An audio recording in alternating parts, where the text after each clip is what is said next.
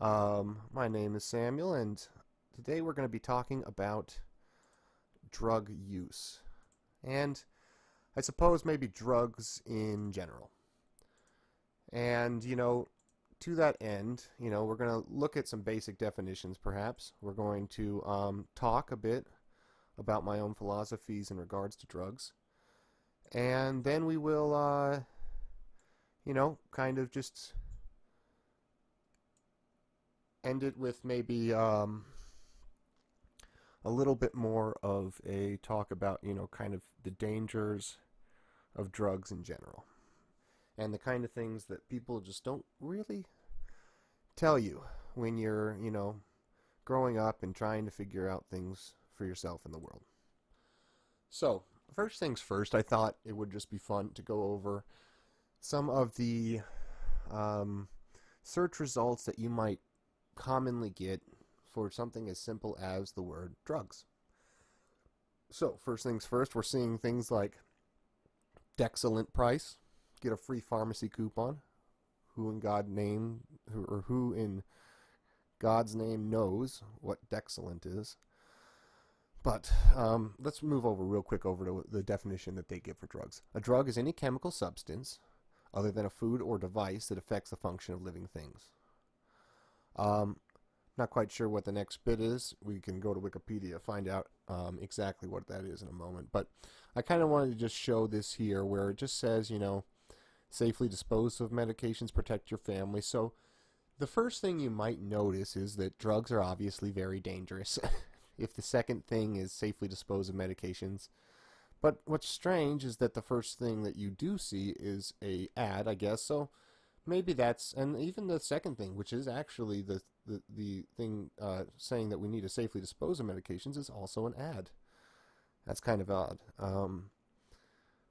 But, the idea that, you can't even say, hey, here's the Dexcellent price, get a free pharmacy coupon, without someone knowing what Dexcellent is. It's not like it's a sugar. It's not like it's something common to their life. So, that's a very odd thing. But anyway, safely dispose of medication. Okay, drugs.com, prescription drug information interactions.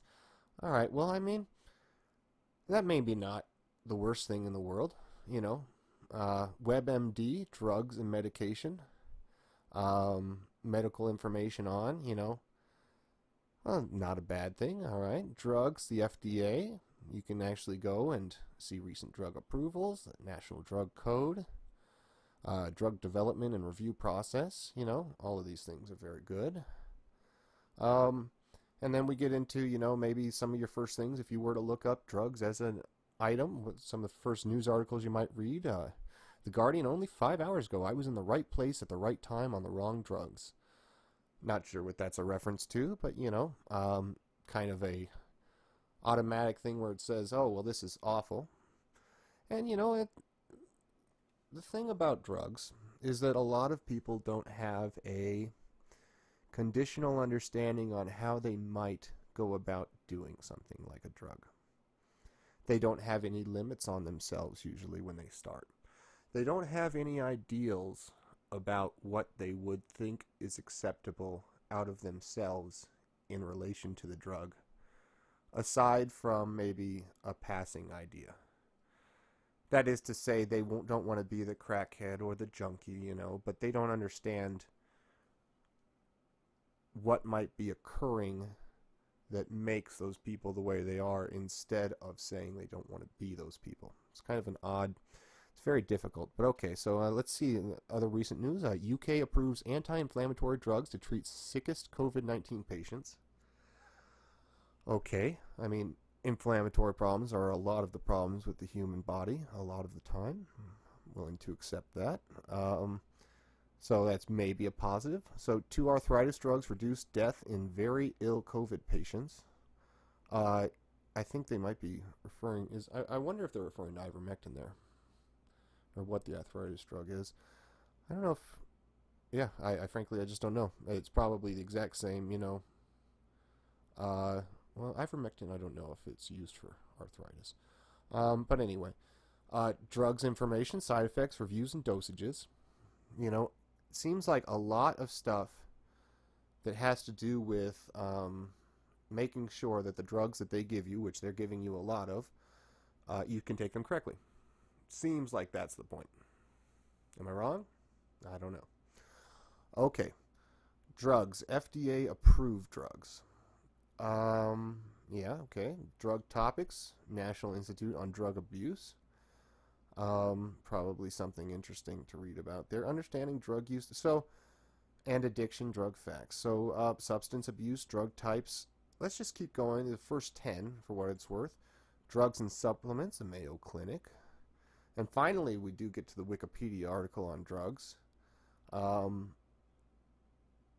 guess that's probably right. Wikipedia is not actually a great source for information. A lot of the previous ones probably have much stronger libraries of information to delve into versus something like Wikipedia when it comes to medical information and drugs. So, I mean, that's understandable. A lot of drug addiction stuff going on here. And that is because drugs, some of them, are highly physically addictive. And people don't seem to recognize that idea. Sometimes they are tricked by the idea that because it's a prescription, that someone is taking care to make sure that this thing does not affect them in the way that they're afraid of. So, let's continue onward. Drug addiction, substance use disorder. Yeah, just more and more of the same kinney drugs. Okay, so starting to have, actual, drug stores, drugs, FDA, again, consumers, consumer updates, seems valid. Drug definition of drug by Merriam-Webster. A substance used as a medication or in the preparation of a medication. It's different than how they defined it in Wikipedia. I thought the Wikipedia was pretty good. Let's go real quickly. Let's just look, and then we'll go real quickly to the Wikipedia and just see what they say about drug information, facts about the side effects of drugs. See, so recreational drug use, drug abuse. So list of illegal drugs, narcotics.com, date rape drug list and side effects. A lot of problems with drugs in general, and that's because they are potentially so very powerful and have such demonstratively large effects on the human form. So let me talk a little bit about, the word itself one more time. And so it's a substance that causes a change in organism's physiology or psychology when consumed. It's very important to recognize that those two things do occur, though the psychology is usually an effective change of the physiology. It is the physiological changes of the serotonins, the other things within the brain that are being affected, stimulated, caused to not make as much on their own, that are causing the psychological change to occur. So, let's just continue with their definition. Drugs are typically distinguished from food and substance that they provide nutritional support. So drugs do not provide nutritional support is the ideal that they're saying. Obviously, if a drug is part of a food, there's got to be some kind of definitional thing there that's saying, if I'm eating coca leaves, that I could potentially, swallow them and, have them as a food substance, even though I don't believe when you do put cocoa leaves like in your cheek as, a kind of like a tobacco chew almost, that I don't believe you would swallow them. So I'm maybe marijuana that's cooked, something like that. We can talk about being both nutritive and being a drug, so maybe that definition's a little weak. Consumption of drugs can be via inhalation, injection, smoking, ingestion. See, so it can't really be ingestion based on the last thing you just said, because that means it's food. Are typically distinguished from food and substances that provide nutritional support, even though the drug could All right, so, they're just being really loose with the way they're talking. Absorption via a patch on the skin, suppository, or dissolution under the tongue. Yeah. Okay, so in pharmacology, a drug is a chemical substance, typically of known structure, blah, blah, blah. All right, so we're going to go onward here, and we're just going to look at, a series of different drugs, kind of talk about them, what their effects are, what some of the problems with them are, and what people don't recognize about them. So we'll start at something very, very basic, something a lot of people do daily. I even smoke daily. And it's not really a problem for the most part, but there are some issues which crop up that you won't recognize initially. Mostly because you'll probably start smoking when you're younger. You've got a more fit and healthy body that can more easily remove and eliminate the negative things that are being sustained by your body through intense smoking, or other things. Now, there are reasons why marijuana and cigarettes or nicotine are very different. Some of them have to do with physical dependencies. Physical dependency means that your body has a active thing which is being either replaced or being used in a manner to usually replace another thing, and or it's being fed as a need from the overall cell. Like the cell says, I need nicotine, you give it nicotine, it relaxes itself and makes it so that you're basically all right. Now, the other problem with why that's such an issue is because the physical dependence creates a cycle in which you will consistently smoke again very quickly. Now, the problem with smoking again very quickly, and let's imagine that in the middle of the night you're woken up because you want a cigarette. Well, usually that time when you are sleeping, that time where you are put, into a lowered state, is the time when you were supposed to be recovering. And the recovery that occurs when you're smoking is related to the cilia inside of your throat. So the cilia inside your throat are these tiny little hairs that move up the random particles and debris and other things that you're breathing in. And I know debris sounds strange, but if you're imagining in a very small level, then it's not that strange of a way to describe it. So you have all of these little bits of debris, like tars, that you're smoking that are getting through the filter of your cigarette, or if you're just smoking, out of a bong or something of that nature, are literally just moving their way into your mouth if there's no filtration. And over the course of, usually it takes around 6 to 8 hours minimum, 12 hours is better, but usually it's a 6-hour minimum, your cilia will go from a state of being in a paralyzed dysfunctional order because of the smoke to a state of being alert and awake, and will be able to move the tars and other horrible resins that you've ingested into your lungs up and out so that you can cough them out. Or you can swallow them into your stomach area, but either way they're getting out of what is the dead space of your chest. So if you are smoking a cigarette every 2 hours, what's happening is that you are killing those cilia, or you're not killing them. You're paralyzing them and slightly killing them over the course of a large amount of time.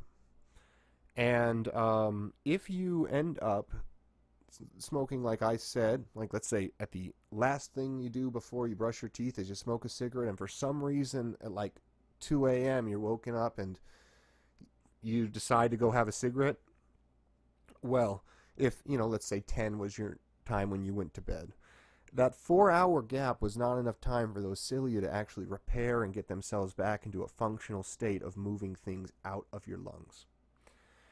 And because that isn't the case, you've literally reparalyzed them and recoated the large amounts of tar that are already in there. And this is what ends up occurring when people have these blackened lungs from smoking cigarettes all their lives, is because they literally never were able to kick out the tars as they were ingesting them.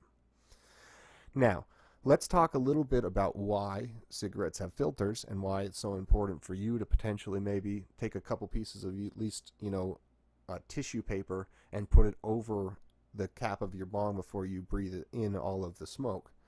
And, you're going to end up, taking the tissue paper off, and then you'll lift the, bong lid or the bowl so that you can actually get, the air to flow through. And you're going to still be ingesting a fairly large amount of resins and tars from smoking. But it's good to at least filter so that when you're bringing the smoke up into the chamber, it's not going to be excess amounts of resins holding and sitting within your mouth.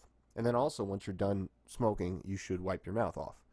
Because much like red wine, it literally does stain and hold. It doesn't stain, but it holds resins on your lips and other things that you should literally wipe off. And that's why cigarettes, it's so important that they have filters, because if not, then you would be just ingesting huge amounts of tar. And if you're smoking large amounts of joints, you are. And that's why those joints, as they're getting towards the end, get so filled with resins and whatnot that sometimes it's hard to pull through them. So there is reasons why marijuana is not good for you, obviously. But there are easy ways to work around it. Some of them being not smoking for at least 8 hours, which is not difficult usually if you're a normal sleeper. It's allowing yourself to, maybe heat up your lungs and then cough out those things in the morning before you start smoking again. Although sometimes the smoking can, initiate that ability to cough those things up and out. So there are major issues, if we're talking in a very basic way, about why you should, at the very least be filtering your marijuana. Why maybe BHO is a much better solution because it has a lot less actual smoke, burnt smoke with resins and tars in it. Now, whether or not it's coating your lungs with another type of, resin that's more difficult for your lungs to remove, this is a matter of research, and maybe, it's a case to be taken up. But I will say that if you smoke, BHO out of a bong contraption instead of out of what, is commonly used for butane hash oil, which is usually a smaller type of contraption that just doesn't have as much water, it will be less harsh on your lungs, and it won't be quite as difficult for you to deal with.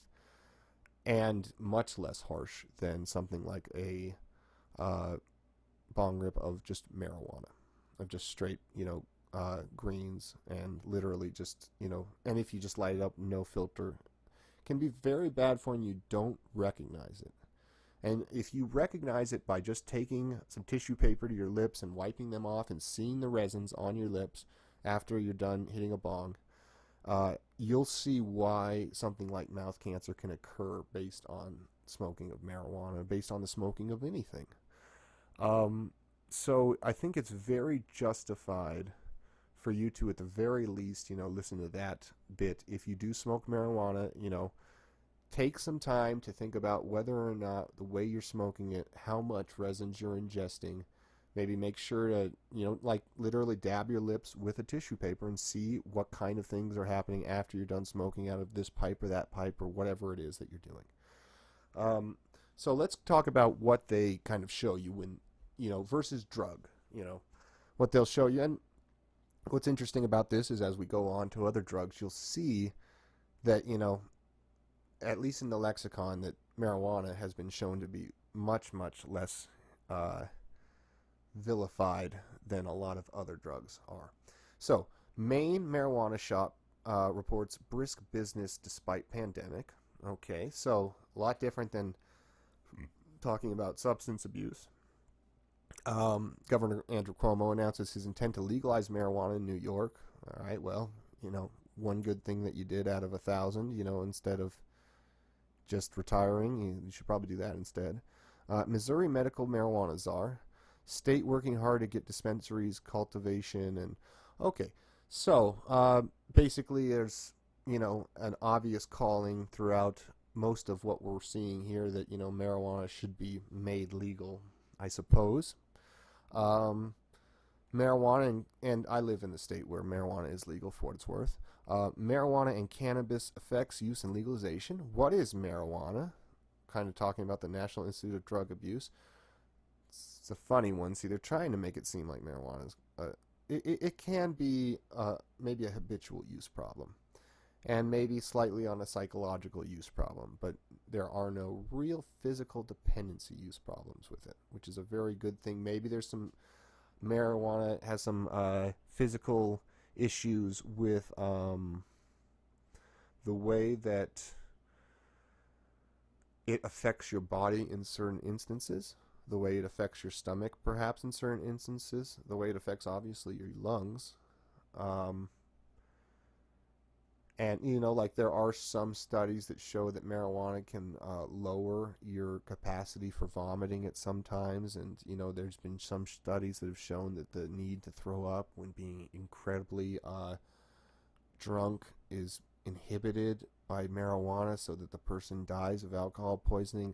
That's a hard one to show and prove because I've only heard it once or twice and it's never really occurs in any real condition. And obviously there's something else going on. It's not that the marijuana is killing the person. But there are some very minor reasons why maybe marijuana is an issue physically. But for the most part, it's an issue of psychological dependence and an issue of health-related problems due to the fact that you're burning something and ingesting it. Some of the same issues that you might have with something like nicotine. Okay, so history, effects, THC, and legality. What is marijuana, cannabis, facts and side effects, how medical marijuana works, and which conditions it treats. See, that's an interesting one because we didn't really see that shown out of something, or we won't see that shown too much, I believe, out of a lot of the other things. Which is strange because, obviously all of the other drugs that we might go and look at, like methamphetamines or heroin or cocaine, these were all made for something at some point. They were made for a use. And so it's interesting, how finally marijuana is kind of getting to the edge where people are asking, about which conditions marijuana might treat, whereas they're saying, well, what is the condition that cocaine's treating? And there's very few conditions that something like speed treats. There's some ADHD people that will take Adderall or something along those lines, and it will help balance them out. I remember a young man when I was in high school showing me as he was injecting some type of methamphetamine that was a prescription because of his ADHD or something. And I was just like, how is this possible? How is it possible? They're like, yeah, you need to be taking a huge fucking lay of fucking speed in a fucking vial every day so that you're not a fucking bat case. But, the thing is that he was normal to the extent that a human would be normal, I suppose. That is to say, you could interact, you could talk with him, he wasn't spastic or strange in any real way. So you may say, okay, well, there is obviously some use. I mean, Adderall is prescribed to a great number of people, and Provigil is used by people like pilots, and that is like fighter pilots who need to stay awake for huge numbers of hours and be in very, very high or peak condition. But they're very high too. That's the kind of the trick, which is very disturbing. Okay, so you can see at least from the ideals behind marijuana, and not sure why they have for the images of marijuana a Canadian, like maple leaf style thing there. I guess it's not Canadian by fact. And there's some images of marijuana as well. Marijuana, for what it's worth, not a terribly difficult thing to grow. Kind of hard to get it to do exactly what you want depending on your space and your some of the limits that you might have. And not hard to clone. It's a very, very easy plant because it is a weed to clone from a mother plant and just get more plants. Of all of the drugs that we're going to be looking at today, by far the easiest to produce because it is a plant that is then at the very most made into a concentrate, but at the very least can be smoked as a dried plant. So let's move on though. what would probably be next on the docket? We go from marijuana to where, you would think? Now, for me personally, the only other drugs or type of drugs that I've taken are psychedelics. I would not take anything that has a physical property of being addictive because I am a human being, I have a body, and the body responds to addictive qualities. It's not an intelligent thing by any means to say, my body and me are somehow a special entity.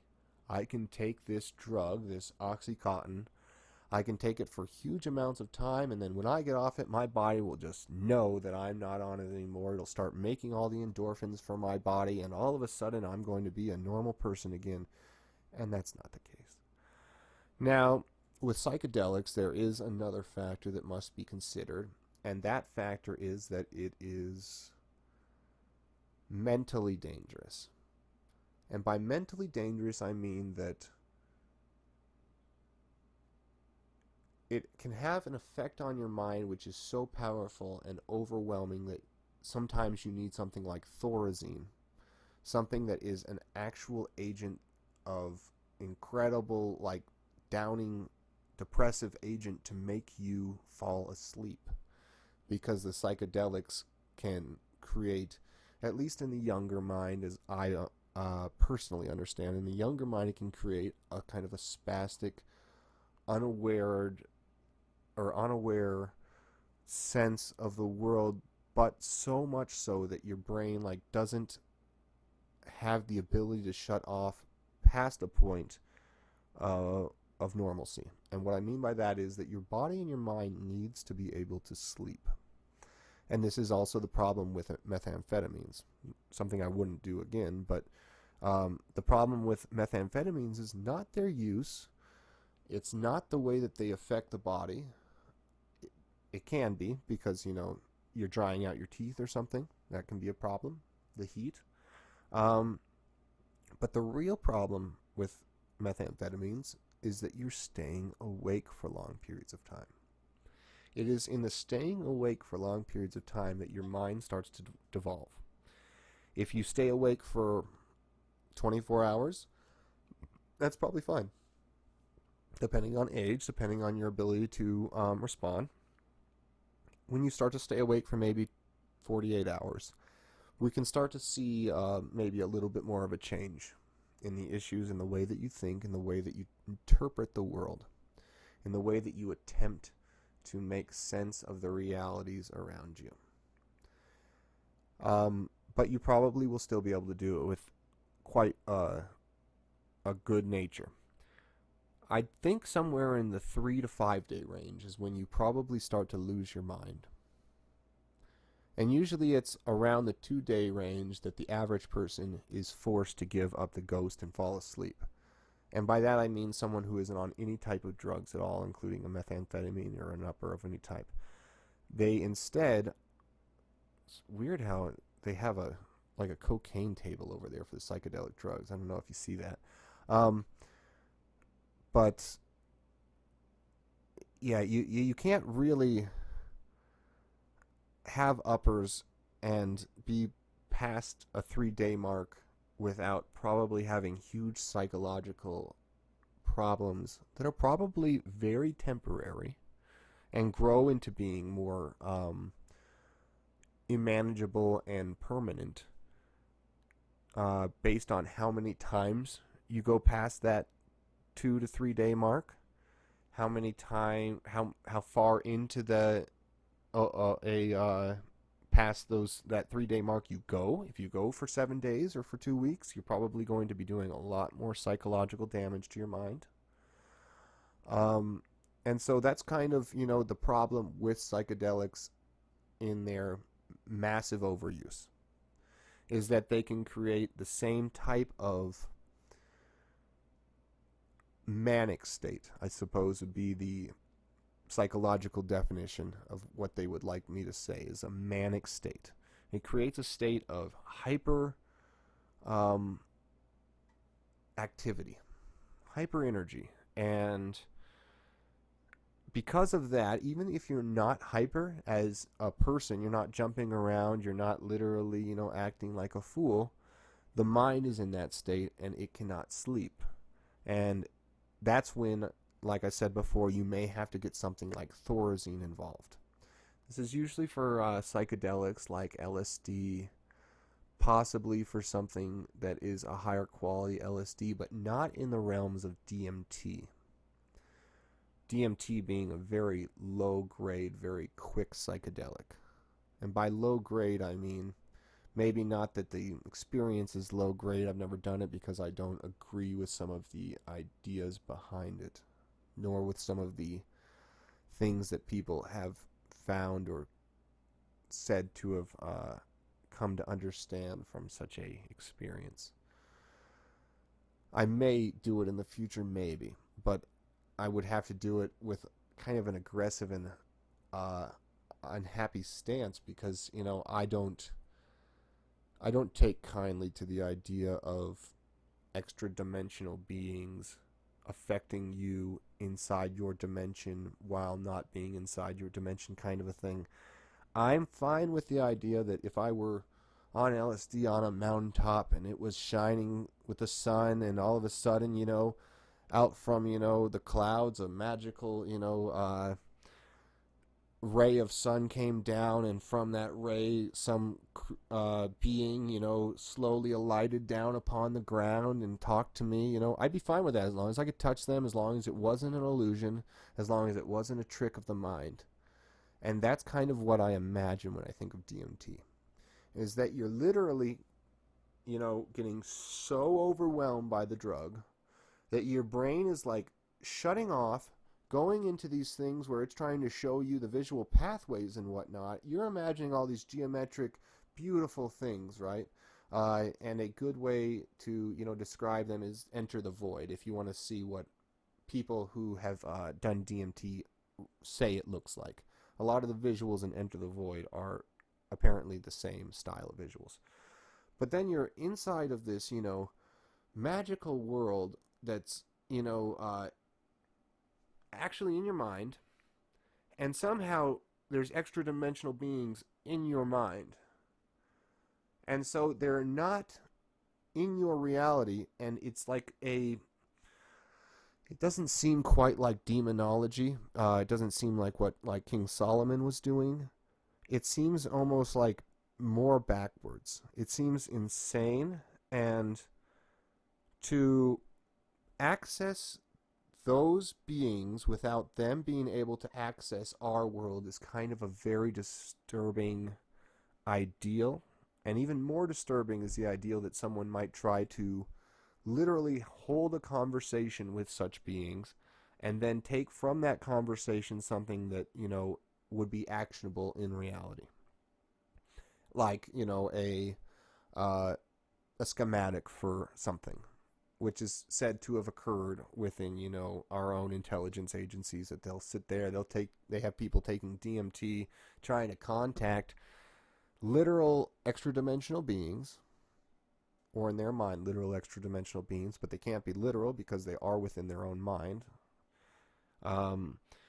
And using the schematics that they would learn. So, it's actually like they're literally learning things from their own conscious mind, taking those things out from a very deep place where we've probably hidden and recessed them for good reason, and then trying to make them come back into a reality. It feels like the remaking of the pyramids, and it's just a very disturbing idea.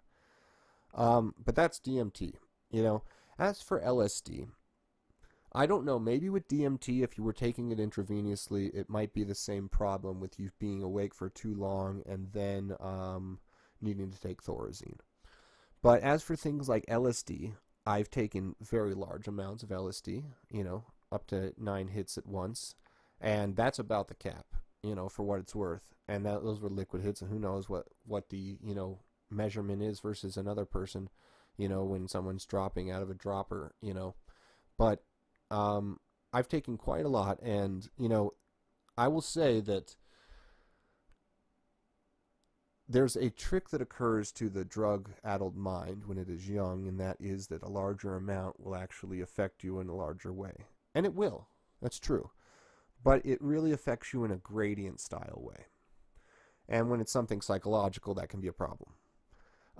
Because, much like, the way endorphins are replaced by Oxycontin, LSD will not necessarily replace anything, but will instead kind of reinforce some strange and new ideas or new pathways, I suppose, in your mind and in your body, which can be very beneficial if you are regulated. But if you just go from taking one hit to taking another one hit, and you keep doing that for a few months, and then all of a sudden you're taking 3 hits, and then you take 5 and 7 and 9, it not only will build up within you, but it will also build up these pathways that you've been kind of creating.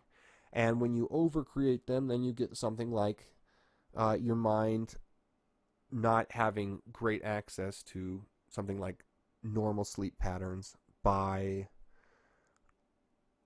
its own functional means at that moment. Now, again, these things, I think, can usually be very easily rectified, depending on the type of mind you are and the ability for it to bounce back, I suppose. Some people might be very stupid and incapable of understanding some of the grand things that are presented to you within a psychedelic experience. But I would say that if you are at least slightly regimented in your form, and you are maybe at least a little bit prepared too. Because, let's say that you only take one hit, but, you get into that strange state where all of a sudden you can't keep a hold of yourself. Wouldn't it be nice if you had a shot of Thorazine? Wouldn't it be nice if that was available to you so that you knew you could just take it and just zonk out, and then you'd wake up and at the very least, your brain will have had time to process and get the blood cleaned out, so that you might be back in a state of a little bit more functionality and normalcy. And I would say that would almost certainly be the case. As for things like mescaline, I would say they're very, very commonly or very close to the same ideals as LSD. I likewise would say that for mushrooms. If anything, I would say that usually LSD is probably the preferred choice out of all of those. And it might be because it is more synthetic. So it allows you not to have to connect with these other cultures that maybe have used this, or your own mind in the way that it has been used, and kind of allows you to get more Socratic. Gets you more into a state of ability to reason and justify things in your reality from a very true standpoint. From a very centered and understandable place, where you literally don't, even in a psychedelic state, you wouldn't freak out over the sound of something. You will say, what was that sound? You'll think about it. You'll realize where it came from. You'll identify the noise, or the intonation of it, and you'll say, oh, it was this and this in that place. And then you can go and justify that with your own mind. And it kind of, it takes a while with psychedelics, but you need to kind of be your own private eye and kind of get an understanding of where you are supposed to, or what you are, or what reality is doing. Because your mind will play the trick on you, but you're smart enough to decipher what your mind is doing. If you are smart enough. I was smart enough. Maybe you won't be. If you take psychedelics, I'll tell you what, if you do it one time and it really doesn't sit well with you, I would ask what it was that you did while you were doing it. My initial suggestion would be to watch movies, to not force out of yourself too much, to allow yourself to sit and enjoy something instead of be asked to do something while on, these drugs, is my Now, you could say, well, maybe a concert or something might be a better thing. It might be, but I'd say maybe for the first bit of, your trip, maybe watch a couple movies first, get yourself in a nice mood, and then you go out and you kind of do your thing. Almost. Now, I've been on, drugs in, festival settings. That is psychedelics, and I would say it's a very fun thing, but it's only because I'm so adept at this point now. I'm not willing to, say that you as a unexperienced host of this drug would have the same ability to control and determine yourself so completely. At least as I feel like I can. And that's because I've gone through a grand series of, I wouldn't say necessarily tribulations, but, I guess that's maybe a good way to describe it. I have a better experiential nature than most people in relation to such a thing as psychedelic drugs. So let's just look at what they try to give you as an ideal of psychedelics. So let's look up of characterized by or generating hallucinations. This is something that I don't agree with. I agree with maybe distortions of perception, but I have never seen something that wasn't there. Ever. In my entire life, I've never seen anything that wasn't there. The only time I've come close was seeing like shadows dancing and things of that nature, but that wasn't on psychedelics. That was on, that was after surgeries where I had been anesthetized for a large period of time. So, those drugs, and that is Risperdal and haloperidol, both drugs which are used for lithium ion deficient people, those are the drugs which will give you major psychotic hallucinations, as well as auditory hallucinations. So I don't, from my perspective, anytime I've taken a psychedelic that's recreational, I have never hallucinated or seen anything that was not real. And by real, I mean physical. Truly physically there. Ever. And that's why I kind of say to people who are on DMT, well, yeah, obviously something else is going on here and you just don't have the perception to understand the distortions that are occurring. Or at least that's how I feel about it. Maybe I'll take DMT at some point and have a, I'll tell you what, if I were to take DMT and some entity came and tried to talk to me, I would really, I would put it in its place at the least, or I would be put in my place if that were the case, because I would, but see, that's just it, I would never go there again, because if I were put in my place, if I don't have the control, it's a very, very odd thing to talk about, the idea of control over the mind when trying to interact with what you might think are actual beings, but they can't really be actual beings outside of yourself if they're within yourself. It's a part of you. It gets very, very philosophical. So let's try and move onward. So psychedelics are hallucinogenic class of psychoactive drug whose primary effect is to trigger non-ordinary states of consciousness via serotonin 2A receptor agonism. This causes specific psychological, visual, and auditory changes. Now, I'll agree with that, as long as you don't say hallucinations, and often a substantially altered state of consciousness. I'll agree with all of that. I don't know what the picture is they have there of what looks like, is that LSD powder? I don't know. Who the fuck knows what the hell they've got there? It doesn't look like any psychedelic I've ever seen. Okay, so,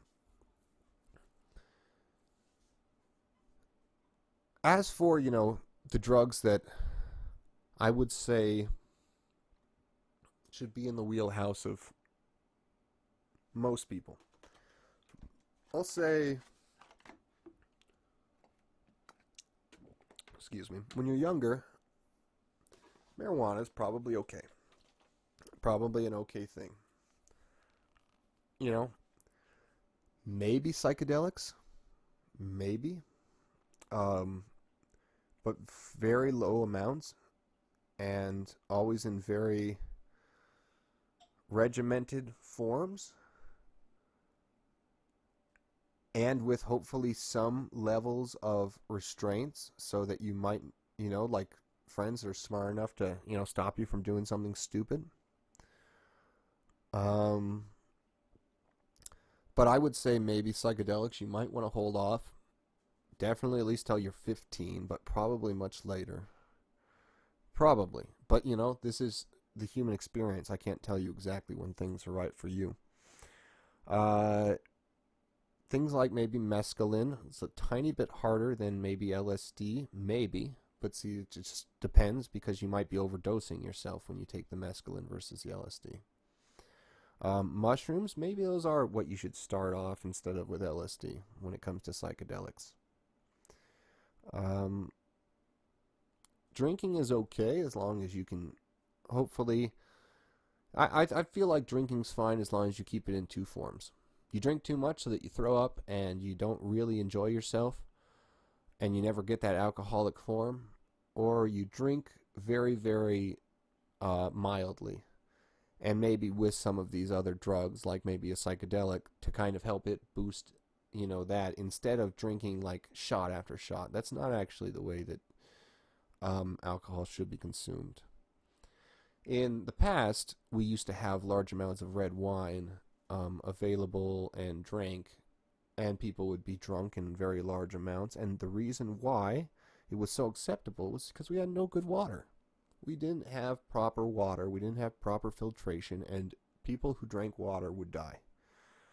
So the drinking of wines became very common for the human form, so that now it is, when we've made all of these really fine alcohols, it's a real problem for the form of the human.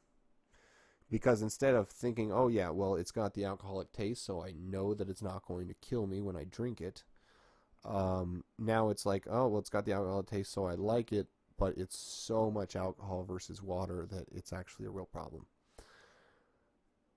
And so I'm very skeptical. I mean, I'm 100% more on board with you smoking marijuana every day than drinking every day, definitely. I might be more on board with you doing psychedelics every day, almost, than drinking every day. That would take a very, very strong mind. I mean, I could probably handle it. I would say maybe every 2 or 3 days to not be so overwrought. But, yeah, I would say alcohol, one of the most dangerous drugs, that is out there. It's got the physical addictive qualities. And, when it comes to the next drugs we're going to be looking at, I don't suggest you do any of them.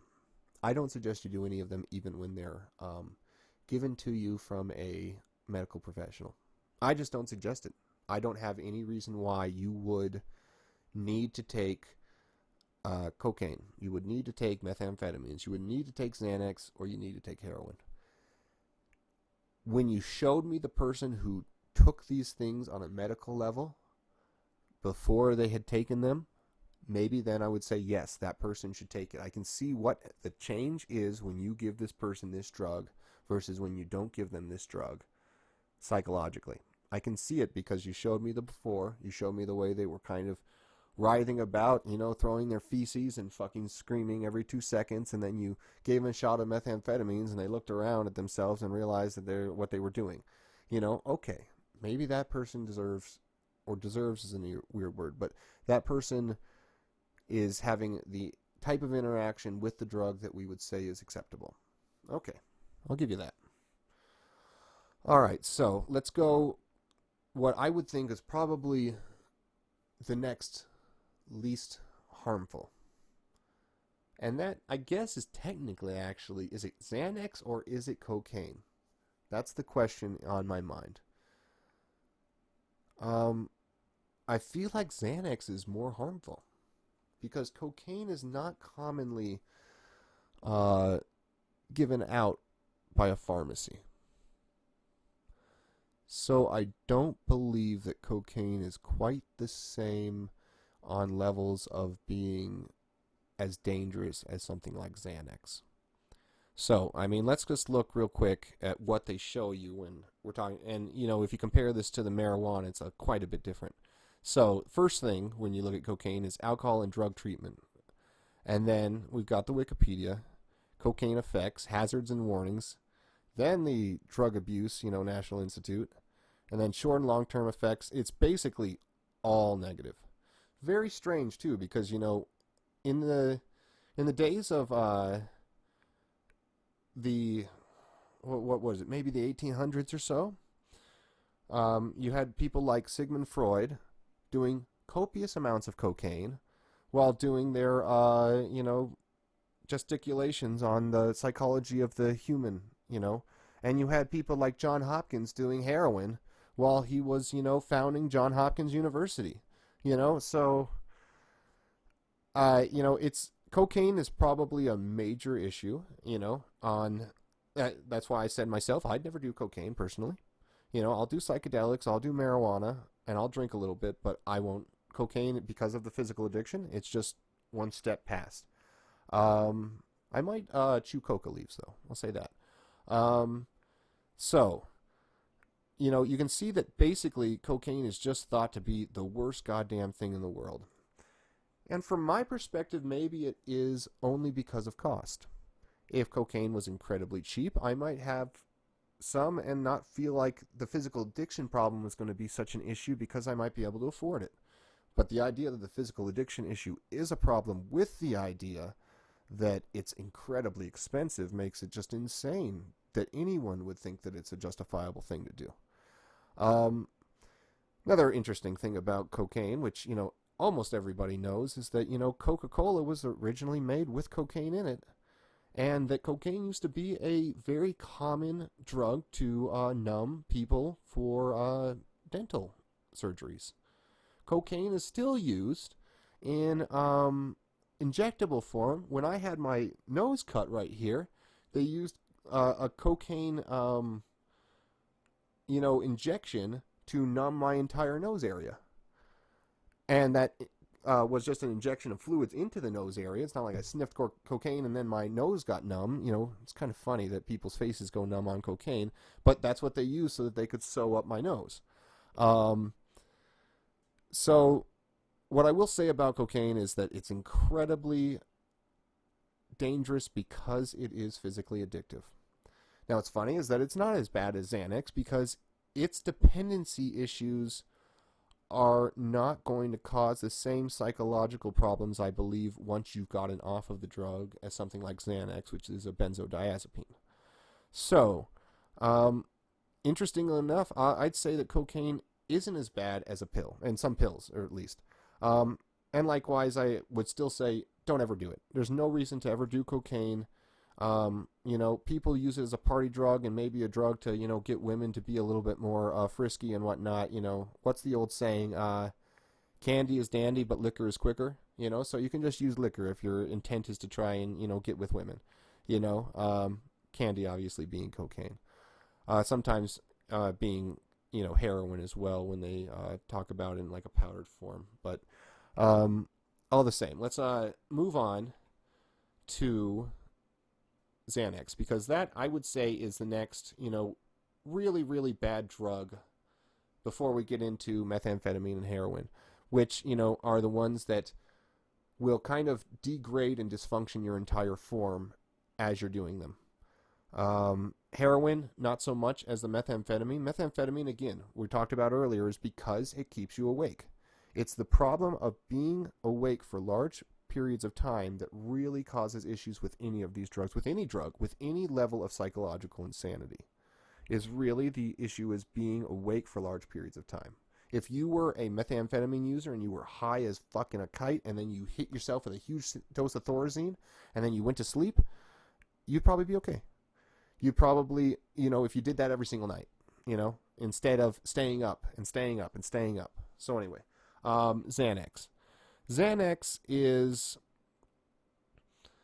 a very dangerous drug because it is one of those prescribed drugs. It's one of those drugs which people end up giving out like candy almost. You're scared, you got a little bit of panic, you need it because you're about to take a flight. Okay, well, that's fine. I mean, it all seems fine as it starts going. But then as the time progresses, the amount of Xanax that you're taking goes up and it goes up and it goes up and it goes up. And then your psychological dependence on it, which is a physiological dependence, because your body is no longer producing the same type of drugs. Agoraphobia is something that Xanax treats. That's insanity. That's insanity. Because agoraphobia obviously has to do with something else. It has to do with, fear from going outside. It's got nothing to do with a chemical, imbalance that's making it so that you're having the panic disorder that's, being treated. Oh, it's a very scary idea. So Xanax, if you are on Xanax, get yourself off of it.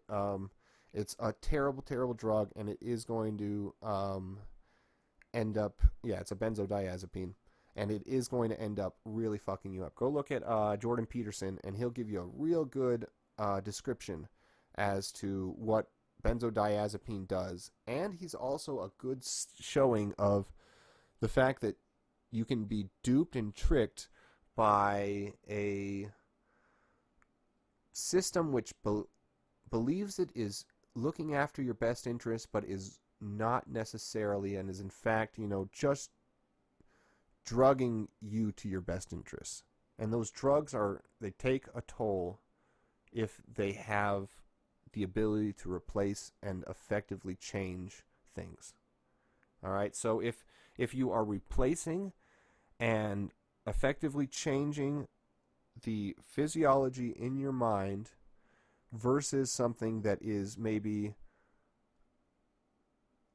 the problem is that even something like cocaine, when you're getting off of it, it's going to, you're going to have lowered serotonin levels because or dopamine levels, one of the two, because your body is no longer producing them in the same facet as it was before the cocaine use.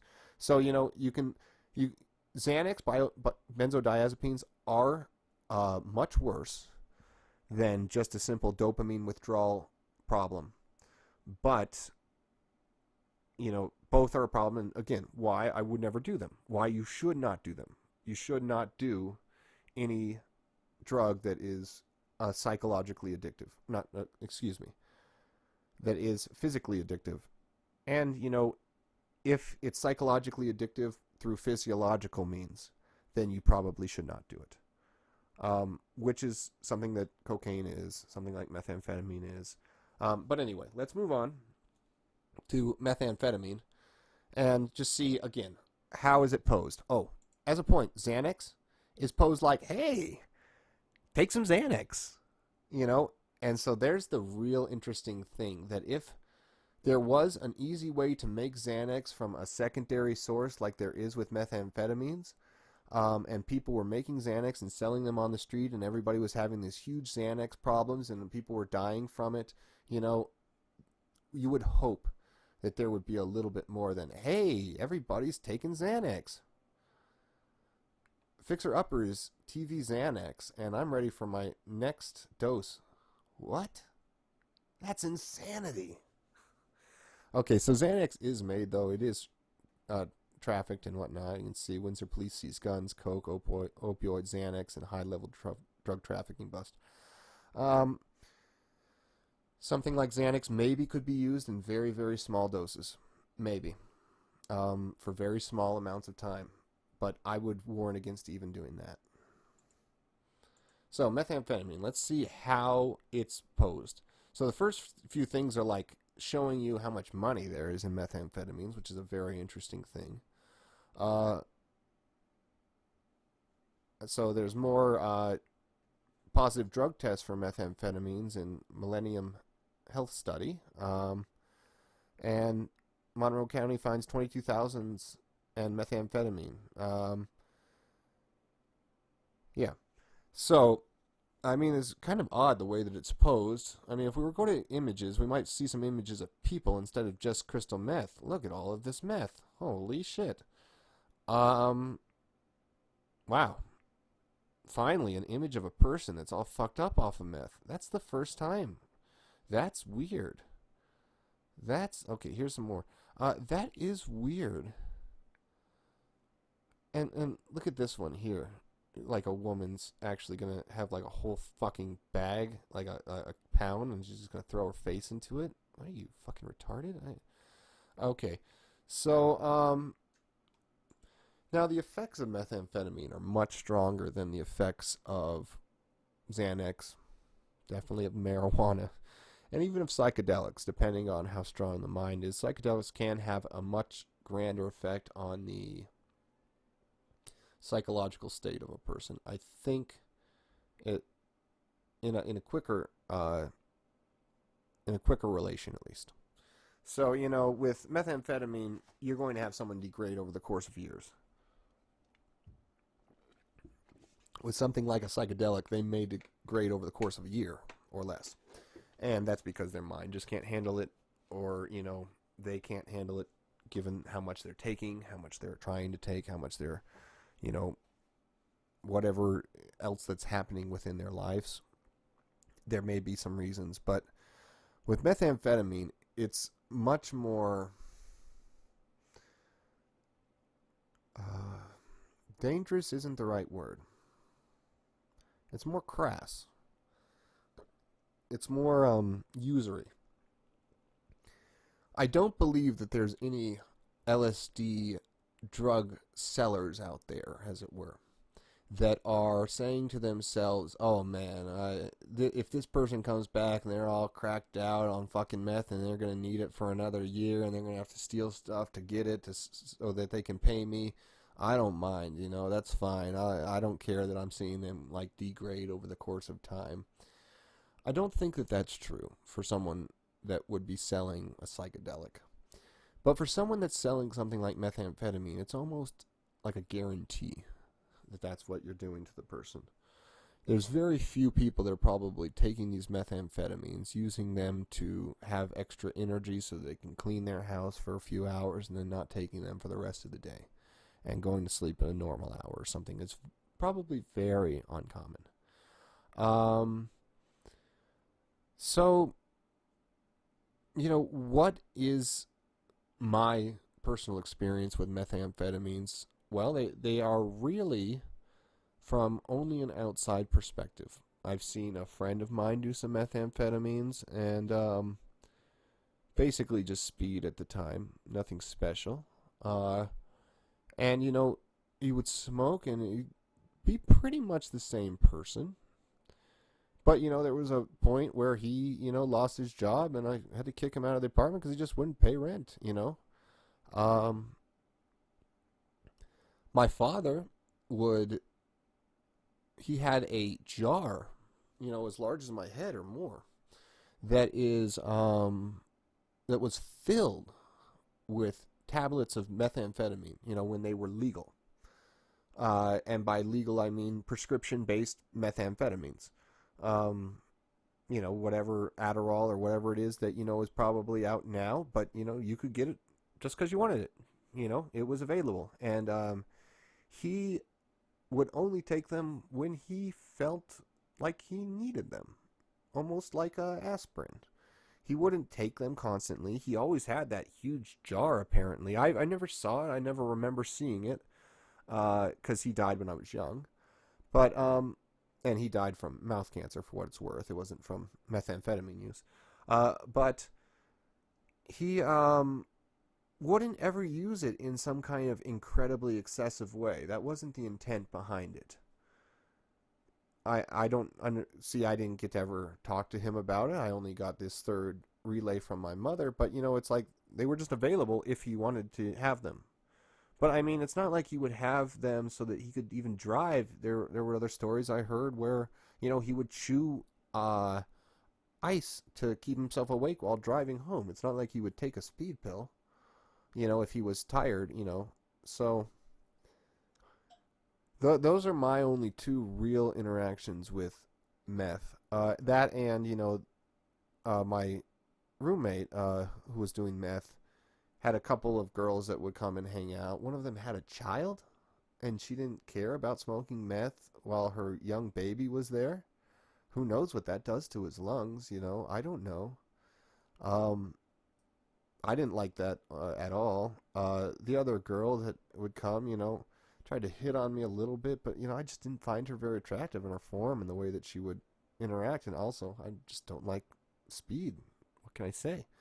But I will say that, if you do methamphetamines, you are not very wise because it is highly physically addictive. Highly. Do not do them. Smoke marijuana. Drink if you need to. Don't drink too much because that's also physically addictive. And if you have real problems, you're going to be trying to find these escape paths all the time, but you're going to be so overwhelming if there's something like alcohol. You could, get into psychedelics if you're careful, but don't get into meth. Just don't get into it. Just don't. It has no value. You don't have value almost when you're doing it. You're going to degrade and dysfunction yourself. You'll probably sell things at very bad values, things that you paid much more money for and you're fine with selling them so that you can get your fix, kind of a thing. If you were a successful person before you did it. I gotta say, don't do methamphetamine and believe that you are special or going to use it in a way that is justifiable. I don't even think you should do it from a prescription base, from Adderall. Provigil, I know, is quite different, but must have some major issues with the human form. But I will say that, the use of something like Adderall constantly even will create within the human psyche something which is easily distinguished by someone who is not on the drug and will be, thought of as negative almost exclusively. So, there are other people that would be maybe on Adderall and will enjoy your hyper vigilance and focus and manic nature, but anyone in the normal world will probably find you reprehensible. So let's move on to heroin. The last that we're going to cover, we did talk about heroin before when we were talking about opiates and opioids. Heroin, though, is a very important, drug to at least mention. Even though, you could go and see what I think about it from the other video. And why it's important to mention is because it has been used as the drug of choice for those who then say drugs are a bad thing. All right? So people, like today I was on YouTube and I was looking at, some of the recommended things. And on there, I found a very interesting interview. It's a very short snippet of it, of James Taylor, talking about his time doing drugs and how it was all a waste. And he wished he hadn't done them because of, maybe the effects that they had on him. And I sat and I thought to myself, oh, well, that's strange. I really like James Taylor, and, I like drugs from my angle. That is to say, my marijuana smoking angle and doing some psychedelics. I've enjoyed drugs a great deal and have found some very good value in them. But it's only then that I realized that he had done heroin, from some amount of time until, 1977 or whenever. And, so when he wrote Fire and Rain, he was on heroin. And so were so many other really prolific writers and guitarists and singers. They were all on heroin. And it seems to have been a really major point of inspiration almost. It's like no one that didn't have those really amazing things didn't do heroin. And that's funny that, you'd say, oh, James Taylor. No, he didn't. I mean, he sounds really basic and simple. And, the walking man walks on by, it didn't sound like he was a heroin user, you know? It wasn't, all along the Watchtower. And all along the Watchtower it's much more psychedelic to me than heroin feeling. But, I mean, so the idea, though, that a lot of people who were drug addicts, the drug addicted, the physically drug addicted will often say drugs are bad. And yes, they are. But only certain drugs. And they don't say that. They don't say that the drugs that were bad that I really thought really were a problem and were a problem was the heroin I was doing. The drugs that I thought were really bad was when I was doing meth for 7 days or something. That's what people will say. They won't say, oh, well, I was smoking weed and I ate some and then I fell asleep and, man, I just had a lot of days of relaxing and doing nothing. And you could say, okay, well, that's not good. Maybe you are being a lazy shit. Maybe okay.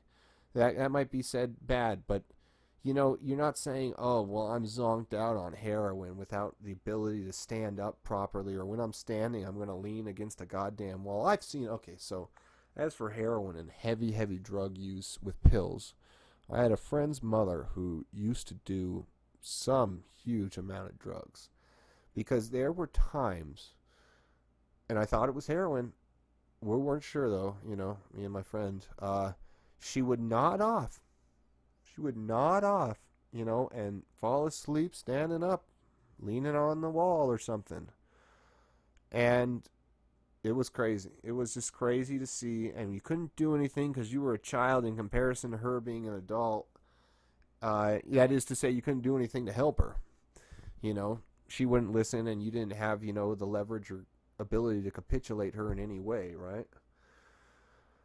Yeah, so that's tough. It's tough seeing somebody actually nod off, and that woman started off doing a large amount of pills. The mother's little helper. That good old standard, Rolling Stones song that basically was a good outline of the downfall of a great many women that were just ignorant housewives. That's what they were. Taking too many drugs, getting on more and more drugs, not recognizing it as it happened, being on a ton of pills, and then all of a sudden they're addicted to them and they're not getting them anymore for free, and then they've got to do some weird drug to, justify their fucked up brain, chemistry. And all of a sudden, they're on heroin or something, and they used to be just a normal housewife, just a normal mother. And now they're nodding off, standing against the wall. So, that's a good reason not to do heroin, people. Maybe if you're young and dumb and want to die at 27, you should do some heroin so that you can make some really good, great music, because apparently, that's what everybody who made that really amazing music in the 70s was on. And that's why they made it so great, is because they were all on heroin, apparently. It's strange to say, but a great number of those profound musicians were on heroin. So, I think I'm going to, maybe we could talk for a moment about, physical dependency. And, I think that we've given a kind of an overview of physical dependency, but, talking about it, we'll just go to images for fun. Talking about it, people need to really understand that dependency comes from consistent and aggravated use. Not just consistent and not just aggravated use. Like, you can't be a crackhead if you just smoke like a half a pound of crack and never smoke again. It's got to be consistent And you shouldn't be smoking a half pound of crack. Obviously, that was a facetiously large amount, but the thing that happens with the consistency and with the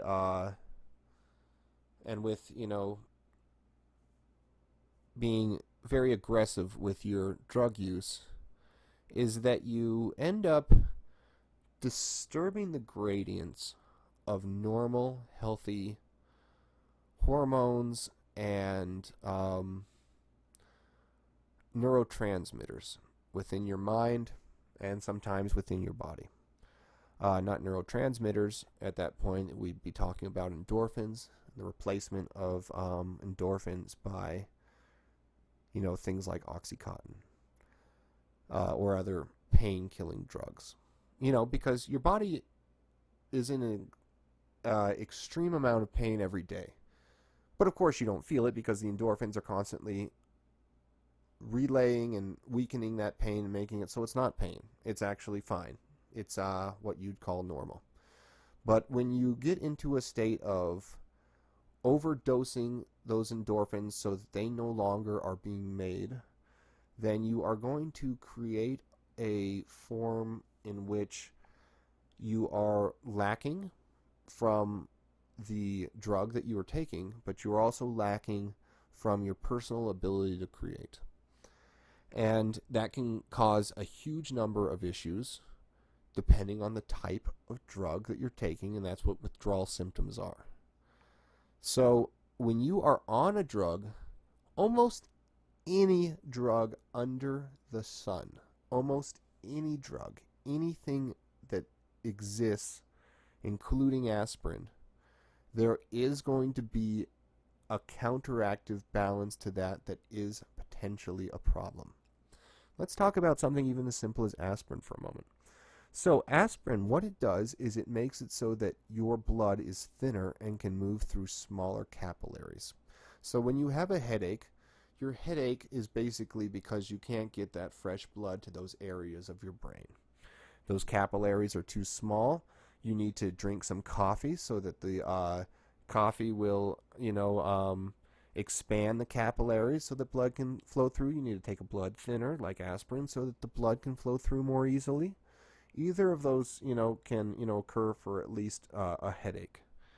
But if you were to take that aspirin on a daily basis for several years, and then you decide to not take the aspirin, you don't know whether or not your body has the ability to actually flow blood at the thinness that it is naturally occurring in. And in fact, your capillaries may have changed in the way that they are functioning, growing, and able to express and release and move blood to the point that you may now be dependent on aspirin's blood thinning qualities. So even something as simple as aspirin, which is why people take it on a daily basis sometimes when they have heart issues, because their heart is at a point where they no longer can express the blood if it's at a normal level of thickness. And with that being the case, you're literally forced to take aspirin on a daily basis so you don't have a heart attack, so that the blood can flow through that artery which is so clogged. It's a very disturbing idea. That's why people are on warfarin. Something that will thin their blood consistently so it can move through the capillaries. But the thing is that your body will respond to the thing that you are forcing it to do. So if you're saying, I'm going to have a headache until my body can push this blood into these capillary areas, maybe that's not possible. It's possible that that's actually an impossibility to do on some levels. But, let's say, for me, I had my vena cava cauterized. And that means that the main vessel that would take blood from my body back into my heart has been, severed. So I could have taken warfarin all my life, and those smaller capillaries may never have developed into larger blood vessels that can move blood because I was always on a thinner blood regimen. But because I got myself off of the warfarin, I may have issues moving blood, but my body has better blood flow in general because I have forced it to develop all of these new vessels and capillaries to move the blood, instead of just saying, oh, well, I'm going to always have thinner blood and I'm going to have it so that my regrowth cycle is when I have that thinner blood. A little bit difficult to follow, but in essence, when you can talk about how thin your blood is and see how profound a physical dependence you might have on just something as simple as your blood being thinner, which is a big deal, you can then see how you might get a physical dependence from something like replacing the endorphins throughout the entirety of your body, because your back hurts. Your back is in massive pain, so you take these back pills. But then all of a sudden, everywhere is in pain because you don't have enough endorphins being built up and grown for everywhere. And so you take more pills to justify that, and everywhere feels fine for a little while because you're taking twice as many pills now. But your back still hurts because it can't keep up. So then you got to take more. And then when they say, holy shit, you're taking 3 times the amount, you're only supposed to take 1 of what we gave you. They say, okay, well, we got to cut you down to 15 milligrams from the 30 that you're taking daily, even though it is an increase from what we were giving you before. Your body's going to go into a riot, and you're going to be in incredible pain. And then you're going to go to the doctor and you say, oh, I'm in such incredible pain. Why don't you give me more painkillers? And then they'll get you on morphine, and then you're fucking dead. So be very careful with the use of any drug which has a physical dependence component. This includes alcohol. This includes almost every single pill that is prescribed. This includes some over-the-counter pills. This includes methamphetamine. This includes heroin. This includes fentanyls and any of the other types. This includes anything that has a physical dependence component.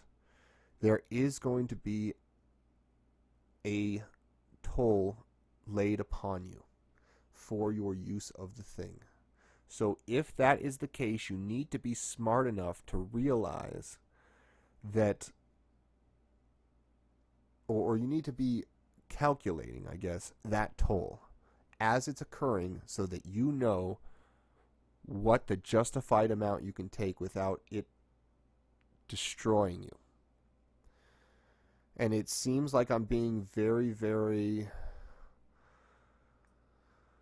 I don't know, maybe dramatic, but anyone who actually knows these things, has seen physical dependence and the way it affects a human body, has seen the way that, these people act and form their relationships and their thoughts and their feelings and their internal dialogues.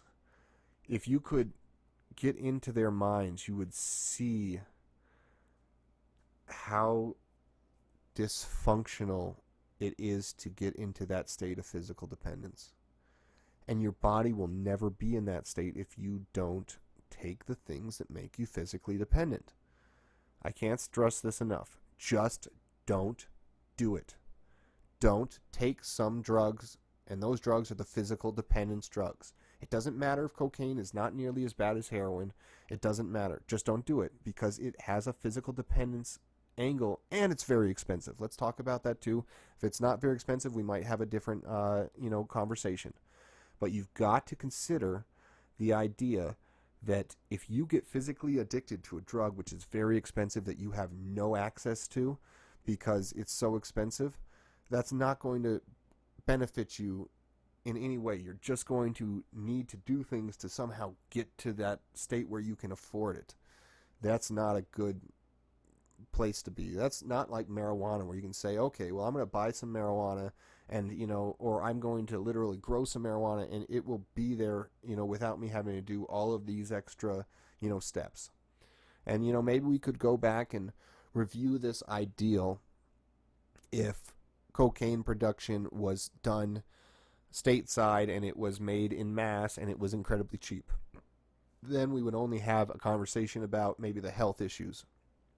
And for cocaine, maybe the health issues aren't quite as bad as some of the issues that you'll see with any of the other drugs like methamphetamine or heroin. Methamphetamine being the major degeneration of your body. Heroin being the major like the killing of you, the literal death of you, because of overdose.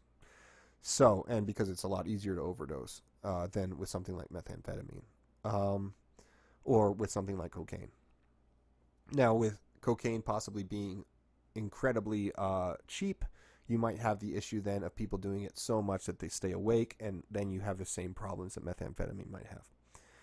But see, again, we just get to the point of, okay, well, coke is the only one that's kind of partyish, and but still, it's got too many physical dependency problems.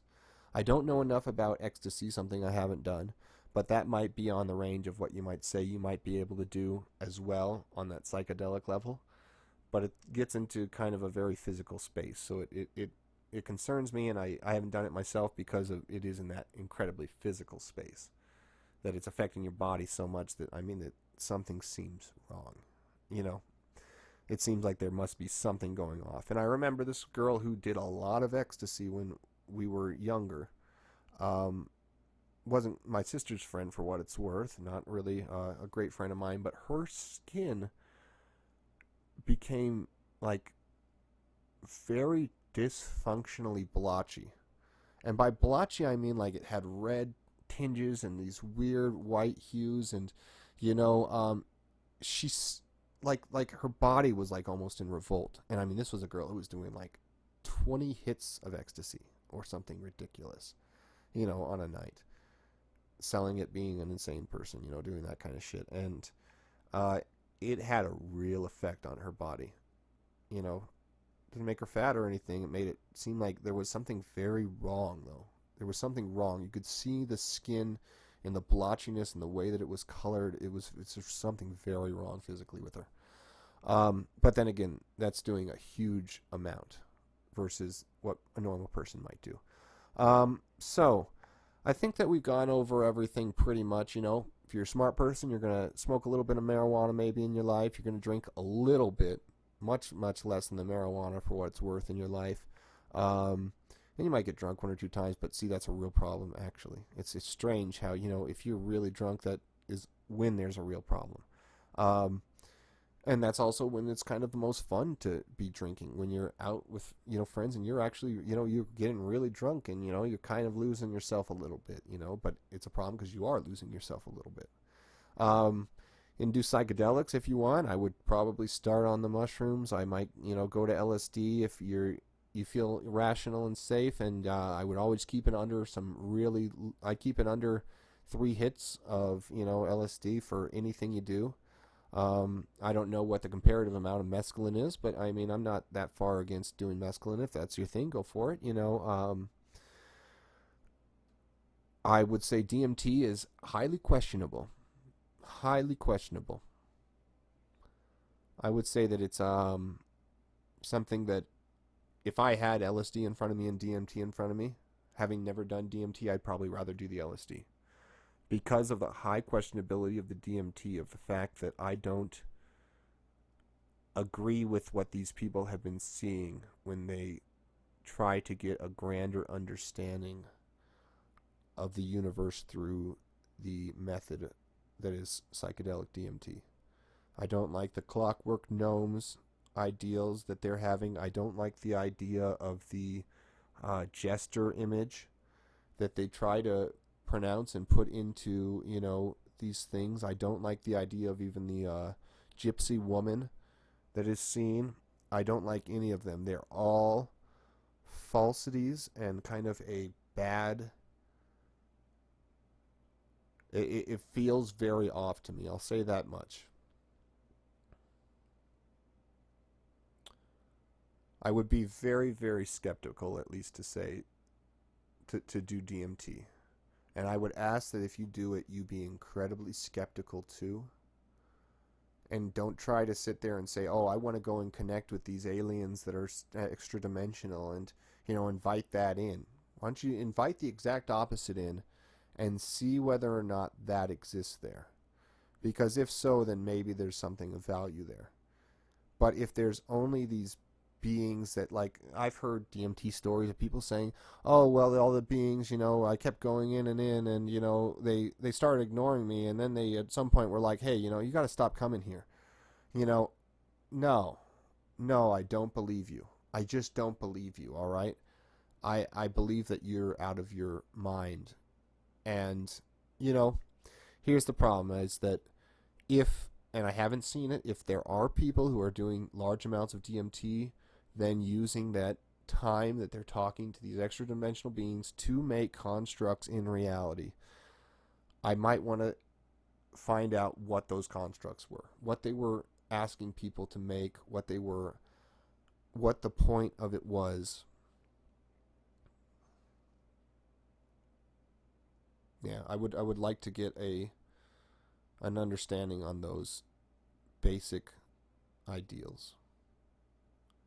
Because I feel as if the point is, I don't know, anti-human at best when we're talking about DMT and what people would describe as extra-dimensional aliens.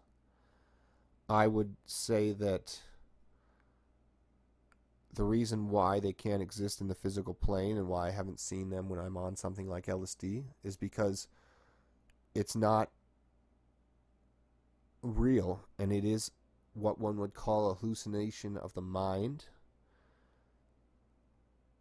It's very difficult. See, I'm talking from a point of no perspective, but see, I'm at the same stage when we talk about heroin. I don't know if heroin is the thing that's inspiring these people to write these very incredible songs, and seemingly inspired quite a few of them in musicians to write so many prolific songs. But on the same line with DMT, I just the thing is, here's the problem with DMT.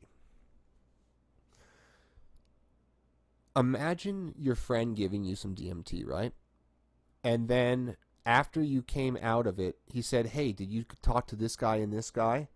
He asked me to send you there, basically." I mean, could you imagine that idea, that somehow somebody was trying to communicate with you through a being in this reality by getting that being to be on drugs and then get you to be on the drugs so that you could communicate with them? It sounds, when you talk like that, it sounds a lot more like demonology. It's a very difficult one, and the only thing that I can say is that if I did do it, I would probably try to talk to them and literally get schematics and things of value out of them so that I could use them in our reality.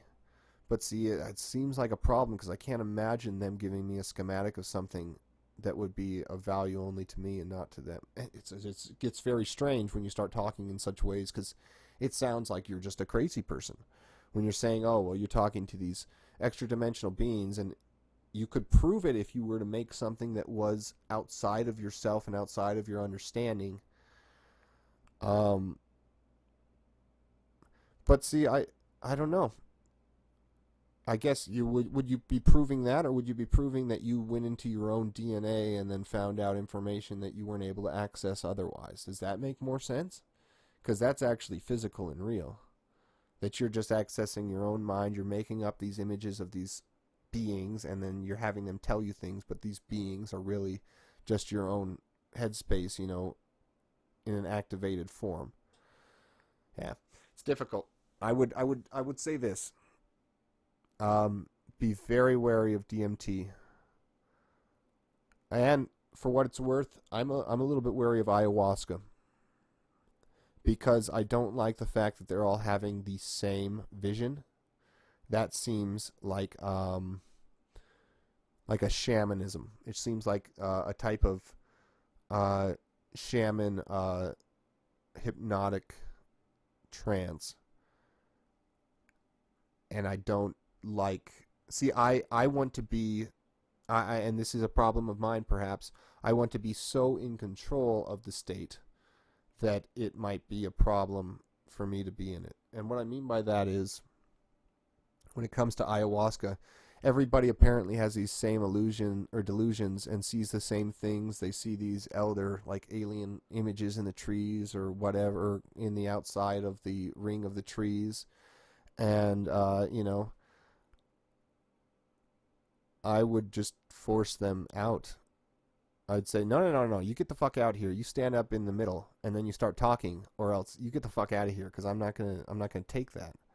I'm not going to take this fake delusion. We're going to get down to it, or we're going to dispel it, you know. We're either going to all, you know, together make this image of this thing that's going to literally talk and we can touch and we can feel in a real time, or I'm going to go and hit the fucking leaves on the edge of the goddamn, you know, circle so that you guys don't see these shadows dancing, basically, is my view of it. So I would be a little bit wary of ayahuasca and maybe be a little bit wary of being that real older person that, you know, now wants to find out the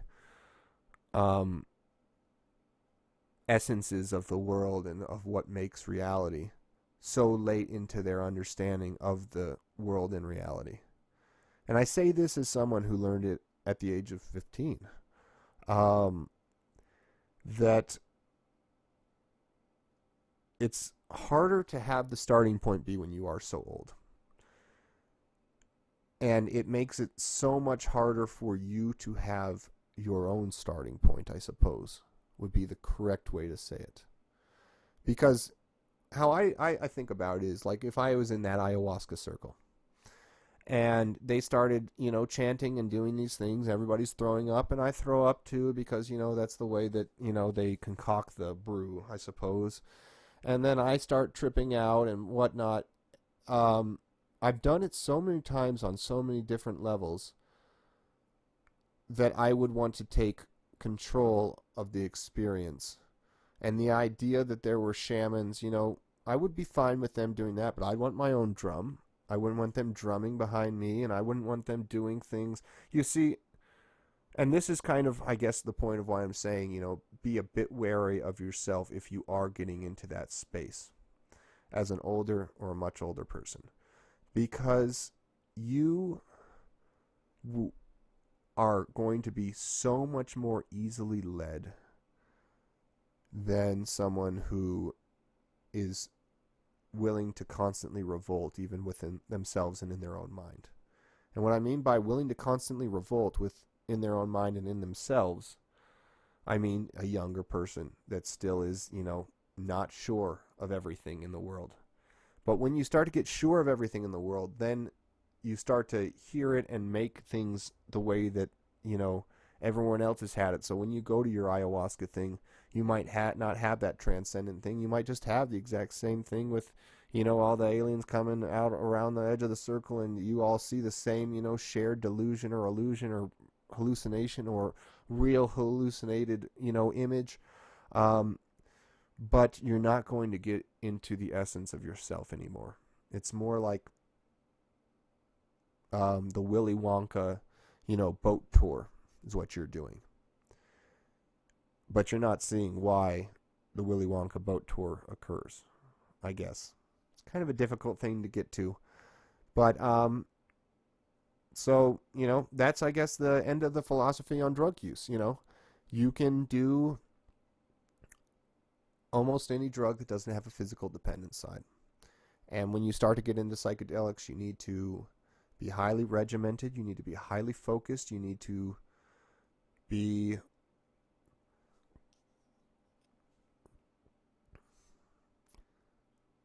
I would say you need to be maybe a little bit more aged and experienced, but maybe not so much so, but enough so that your mind and your thoughts are your own, and you have the ability to control and determine your destiny. So maybe at the age of 18 minimum, because at that point, let's say you go psychologically insane, but you really enjoy yourself. You appreciate the way that you view the world and whatever. Maybe it's wrong. Maybe it's not the right way for you. Maybe it's not your path even. But you've made it your path because you enjoy it. And if you're 18, nobody can say that you're not allowed to do that. They're not allowed to control your mind and body because you're not an adult in the world that we live in. You know, before 18, they can say, oh, well, we don't like the way you think. We don't like the way that you're acting. So we're going to just send you to an insane asylum. And we're going to have them give you drugs until you're normalized. Now, is there something to be said about maybe the normalization of the human mind? Yes. Because if you are in that state where you aren't sleeping, you're probably never going to be functional unless you get a shot of Thorazine and someone brings you down. So there is, and that's where the regimented, maybe the prepared comes in when it comes to doing psychedelics.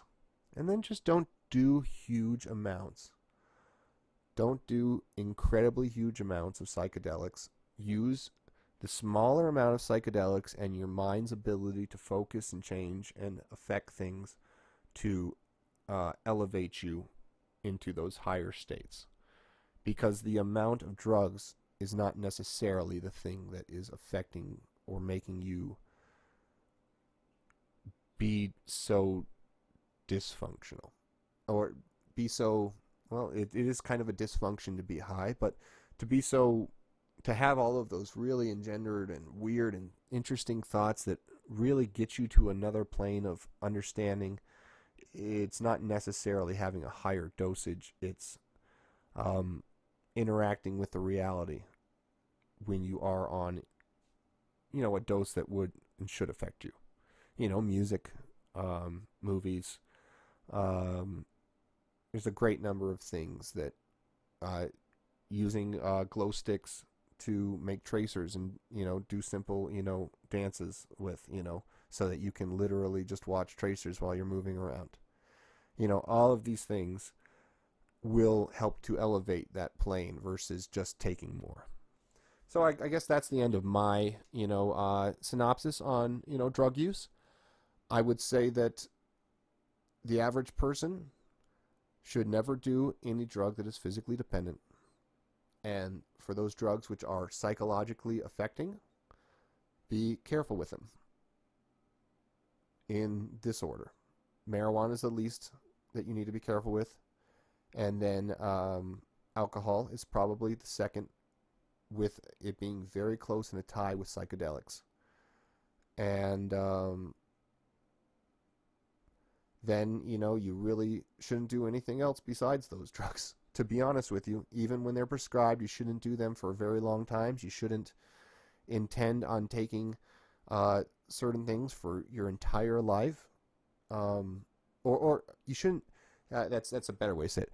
If you take something with the expectation that you're going to be off of it, that's a bad version of the world. You should take it with the expectation that for the rest of your life you're going to be doing this thing. And if that's okay with you, maybe it's all right. If it's something like aspirin, a lot of people take aspirin every single day, and it's to help their blood be thinner so that they don't have heart attacks, so that they don't have, blood clots, so that they don't have a whole series of problems. I guess, on those levels, okay. But when it's Oxycontin, and it's going to, over the course of time, not like the thinning of your blood, which might make it so your capillaries get more or less, thick, it will make it so that your pain ability to, regulate is lessened. So, you're not going to be able to be on that drug at the same levels for the rest of your life. So keep that in mind too, that it's just going to increase in dosage as your body fails to make the things that it's made for thousands and thousands of years before these drugs were introduced. Most drugs, though, for what it's worth, very short periods of time are acceptable. Very short periods of time. Very, very, very short periods of time. They could be used for the actual purpose that they are intended for. Xanax for panic disorders, things like morphine for pain relief, things like, methamphetamines maybe for ADHD, if and that might be a constant, and that might be because the body is incorrectly making something, and it's then a balancing act instead of unbalancing. See, when you are normal, you are unbalancing your hormones and your functions. Whereas when you are unnormal, perhaps the drug is actually getting things to be in the state which we would call normal. So, I think that's good enough. I think that was a nice synopsis about drug use and philosophy of proper and safe drug use. So, thanks everybody for watching.